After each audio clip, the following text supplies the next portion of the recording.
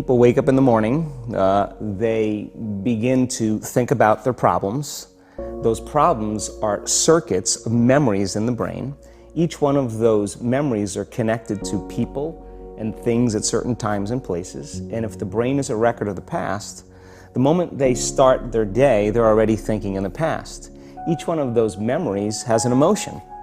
Emotions are the end product of past experiences. So the moment they recall those memories of their problems, they all of a sudden feel unhappy, they feel sad, they feel pain. Now, how you think and how you feel creates your state of being. So the person's entire state of being when they start their day is in the past. So what does that mean? The familiar past will sooner or later be predictable future.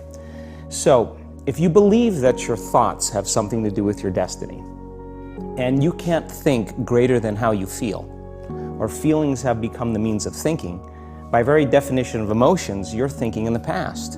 And for the most part, you're going to keep creating the same life.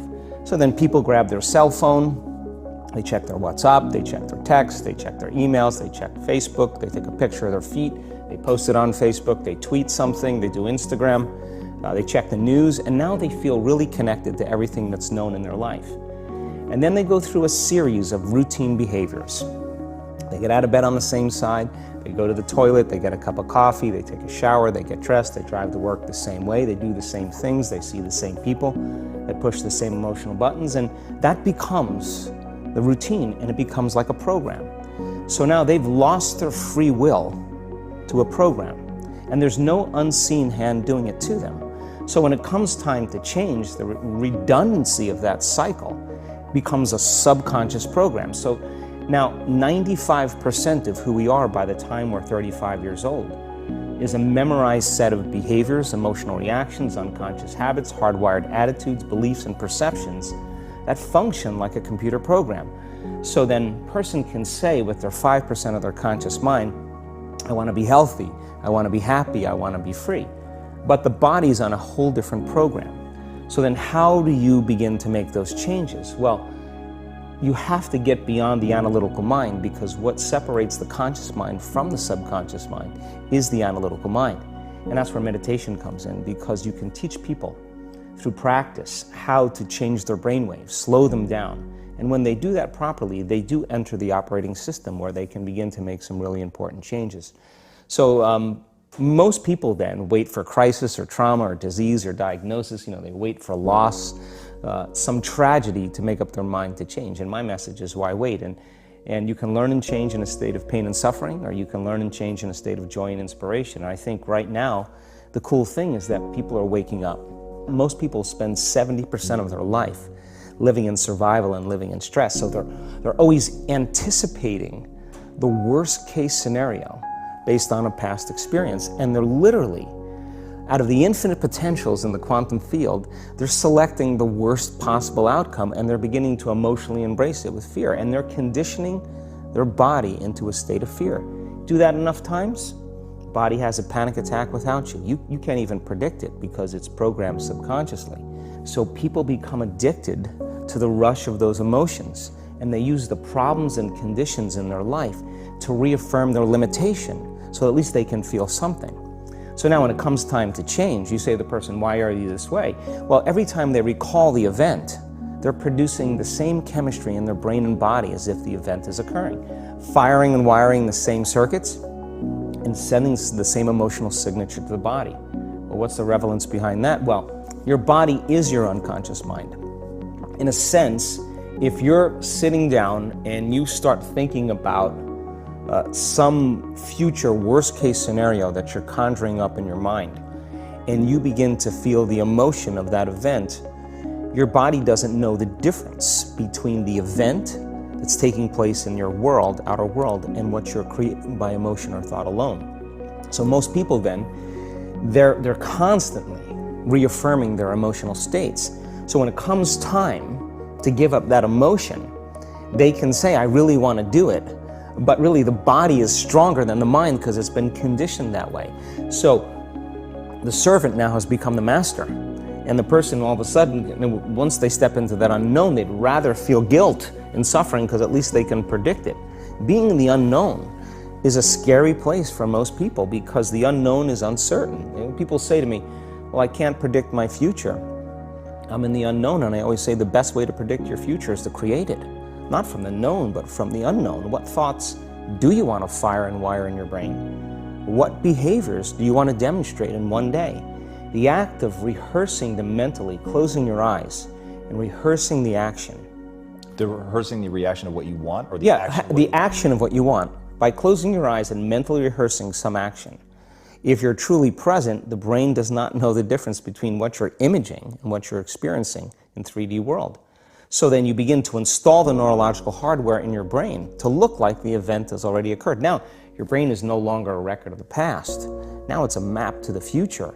And if you keep doing it, priming it that way, the hardware becomes a software program. And who knows, you just may start acting like a happy person. And then I think the hardest part is to teach our body emotionally what the future will feel like ahead of the actual experience. So what does that mean? You can't wait for your success to feel empowered. You can't wait for your wealth to feel abundant. You can't wait for your new relationship to feel love, or your healing to feel whole. I mean, that's the old model of reality, of cause and effect, waiting for something outside of us to change how we feel inside of us. And when we feel better inside of us, we pay attention to whoever or whatever caused it. But what that means then is that from the Newtonian world is that most people spend their whole life living in lack, waiting for something to change out there. What do you mean the Newtonian world? The Newtonian world is all about the predictable. It's all about predicting the future. But the quantum model of reality is about causing an effect. The moment you start feeling abundant and worthy, you are generating wealth. The moment you're empowered and feel it, you're beginning to step towards your success. The moment you start feeling whole, your healing begins. And when you love yourself and you love all of life, you'll create an equal. And now you're causing an effect. And I think that's the difference between living as a victim in your world, saying, I am this way because of this person or that thing or this experience. They made me think and feel this way. When you switch that around, you become a creator of your world, and you start saying, my thinking and my feeling is changing an outcome in my life. And now that's a whole different game, and we start believing more that we're creators of reality. And most people, when they have a thought, they just think that that's the truth. And I think one of my greatest realizations in my own journey was, just because you have a thought doesn't necessarily mean it's true.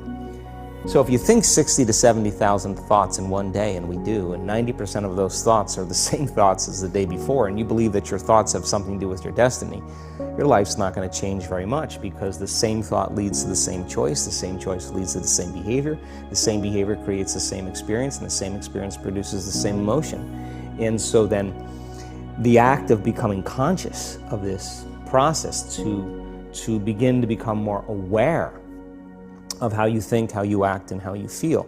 It's called metacognition. And so then, why is that important? Because the more conscious you become of those unconscious states of mind and body, the less likely you're going to go unconscious during the day. And that thought is not going to slip by your awareness unchecked, because it means to know thyself. The word meditation means to become familiar with.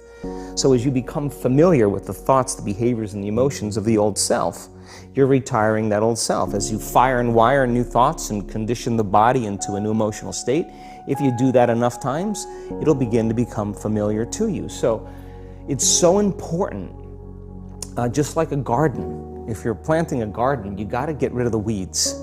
You got to take the plants from the past year and you got to pull them out. The rocks that sift to the top that are like our emotional blocks, they have to be removed. The soil has to be tenderized and broken down. We have to make room to plant a new garden. So primarily, we learn the most about ourselves and others when we're uncomfortable. Because the moment you move into that uncomfortable state, normally a program jumps in. When that program jumps in, it's because a person doesn't want to be in the present moment and engage it consciously. If you're not being defined by a vision of the future, then you're left with the old memories of the past, and you will be predictable in your life. And if you wake up in the morning and you're not being defined by a vision in the future, as you see the same people and you go to the same places and you do the exact same thing at the exact same time, It's no longer that your personality is creating your personal reality. Now your personal reality is affecting or creating your personality. Your environment is really controlling how you think and feel unconsciously, because every person, everything, every place, every experience has a neurological network in your brain. Every experience that you have with every person produces an emotion. So some people will use their boss to reaffirm their addiction to judgment. They'll use their enemy to reaffirm their addiction to hatred. They'll use their friends to reaffirm their addiction to suffering. So now they need the outer world to feel something. So to change then is to be greater than your environment, to be greater than the conditions in your world. And the environment is that seductive. So then why is meditation the tool? Well, let's sit down, let's close our eyes. Let's disconnect from your outer environment. So if you're seeing less things, there's less stimulation going to your brain. If you're playing soft music or you have earplugs in, less sensory information coming to your brain, so you're disconnecting from your environment. If you can sit your body down and tell it to stay like an animal, stay right here. I'm going to feed you when we're done. You can get up and check your emails. You can do all your texts. But right now, you're going to sit there and obey me. So then, when you do that properly, and you're not eating anything or smelling anything or tasting anything, you're not up experiencing and feeling anything, you would have to agree with me that you're being defined by a thought, right?